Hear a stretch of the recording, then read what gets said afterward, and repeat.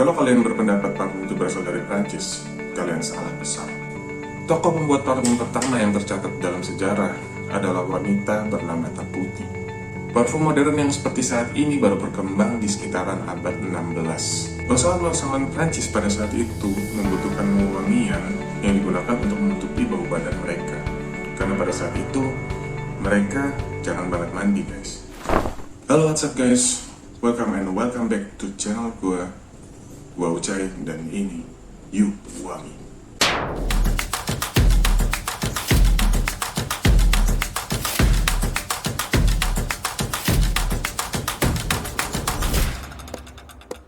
Karena gue mau membahas topik yang cukup menarik, yakni sejarah parfum dan jenis-jenis parfum berdasarkan konsentratnya. Gue merasa kalau gue mau mengupgrade parfum, gue mau memperbaiki parfum, gue harus tahu tentang dasar-dasar parfum. Hal pertama yang gue cari adalah tentang sejarah parfum.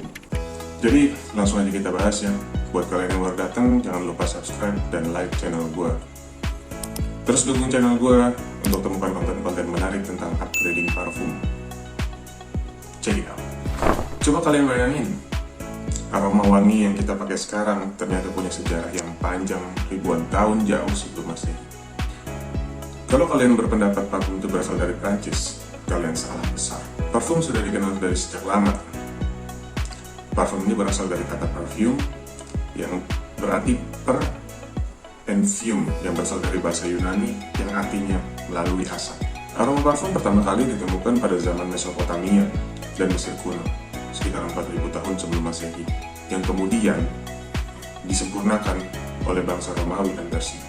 Awalnya, bangsa Mesir menggunakan wewangian untuk proses pembalsaman pada bumi. Sementara, bangsa Yunani menggunakannya untuk pemujaan para dewa-dewa di upacara keagamaan mereka.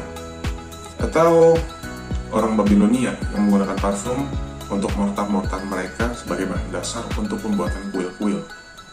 Tokoh pembuat parfum pertama yang tercatat dalam sejarah adalah wanita bernama Taputi. Wanita ini ditemukan di manuskrip kuno yang tercatat sebagai penemu parfum di Mesopotamia sekitar 2000 tahun yang lalu. Dia yang memulai proses untuk menyuling minyak wangi dari tumbuhan dan bunga-bunga sehingga menghasilkan minyak yang beraroma wangi. Di abad ke-13, herbal, bunga-bunga itu lebih mudah didapatkan karena ada pembukaan jalur perdagangan dari timur ke Eropa. Karena masuknya lewat Italia, pada saat itu Venesia dengan cepat menjadi pusat perdagangan parfum yang kemudian mendorong sekelompok biarawan untuk membuat wewangian-wewangian baru yang ditujukan untuk keperluan pribadi dan digunakan secara pribadi. Jatuhnya Kekaisaran Romawi di tahun 476 sebelum Masehi membuat penggunaan parfum begitu menurun karena pada saat itu banyak sekali perang-perang yang terjadi.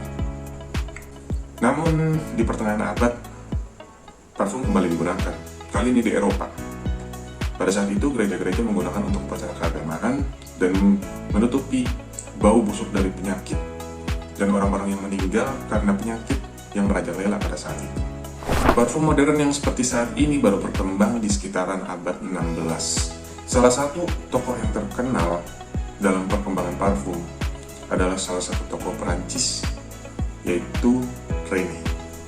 René adalah seorang ahli minyak wangi atau ahli parfum yang digunakan oleh Ratu Katerina dari Prancis pada saat itu untuk membuat wangi-wangian yang dipakai oleh Ratu Katerina. Pada masa itu, bangsawan-bangsawan Perancis memerlukan wewangian-wewangian untuk menutupi bau badan mereka karena mereka jarang mandi, guys. Jadilah Perancis seperti sekarang dikenal sebagai produksi parfum dan kosmetik yang paling tersohor di dunia. Sekarang kalian tahu ya guys, asal parfum bukan dari Perancis. Hingga pada awal abad 19 dan atau akhir-akhir abad ke-18, raw material pertama parfum itu diproduksi. Dengan adanya material bahan sintetis, menyebabkan parfum dapat diproduksi dalam skala besar, di mana parfum jadi dapat digunakan oleh tidak hanya bangsawan atau orang-orang tertentu, terkenal, tapi orang-orang biasa pun bisa menggunakan. Hal ini juga memungkinkan para parfumer atau parfumis pada saat itu untuk menciptakan aroma-aroma baru yang pada saat itu belum pernah ditemukan, guys. Dan disinilah kita sampai ke dunia parfum yang lebih modern, guys. Dengan banyaknya bahan-bahan sintetis yang sudah diciptakan, membuat parfumis sekarang bisa menciptakan aroma-aroma yang tidak pernah kita bayangin, aroma-aroma yang berasal dari kayu-kayuan, yang berasal dari resin, yang berasal dari rempah-rempah, bunga, buah. Mereka bisa membuat itu menjadi suatu wewangian yang dapat memanjakan hidung kita, guys. Jadi itu adalah sejarah parfum, guys. Setelah gue tahu tentang sejarah parfum, gue jadi lebih menghargai tentang wangi-wangian tersebut. Kemudian gue penasaran, jenis-jenis parfum itu ada apa aja sih? Dan setelah gue cari-cari, dan gue menemukan jenis-jenis parfum berdasarkan konsentratnya. Jadi, parfum itu dibagi menjadi beberapa kategori berdasarkan konsentrat yang dia pakai. Yang gue tahu yang pertama adalah eau de cologne. Eau de cologne adalah parfum dengan konsentrat rendah sekitar 2-5%. Dan parfum eau de cologne biasanya memiliki wangi yang segar dan light. Karena ke-lightannya itu, jadi daya tahannya cuma sebentar aja, guys. Mungkin cuma sekitar 1-2 jam. Yang kedua adalah eau de toilette. Mungkin kalian udah pada banyak dengar atau biasa disingkat menjadi EDT. Konsentrasi bahan parfumnya itu sekitar 5-15%. Membuat EDT ini jauh lebih tahan lama daripada eau de cologne.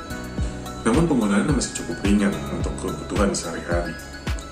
Karena konsentratnya 5-15%, jadi ketahanannya ada di 2-4 jam.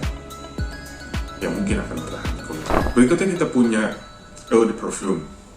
Eau de parfum ini mungkin yang paling sering banget kalian dengar atau lebih banyak disebut sebagai EDP.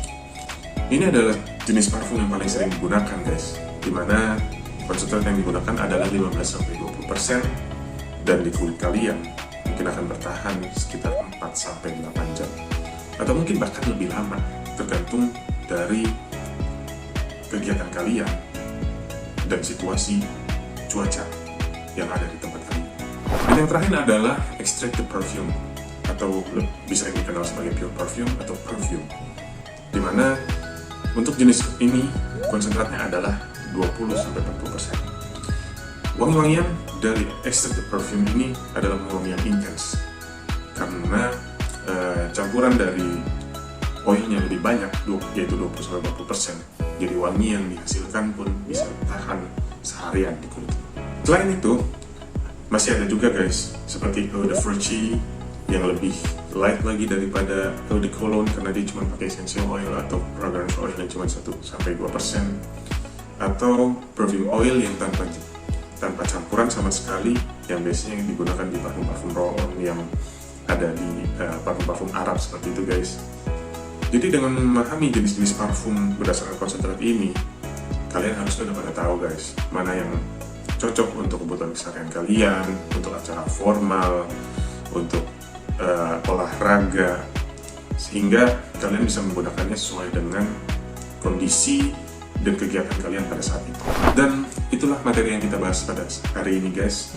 Kalau kalian ada yang ingin ditanyakan atau ada materi yang belum gue jelaskan sebelumnya, kalian boleh tulis di kolom komentar, guys. Dan jangan lupa juga like dan subscribe channel gue supaya kalian gak ketinggalan konten-konten gue tentang parfum dan upgrading parfum. Sampai ketemu lagi, guys, di video-video selanjutnya. Pesan gue tetap gak cakep gak apa-apa, yang penting wangi.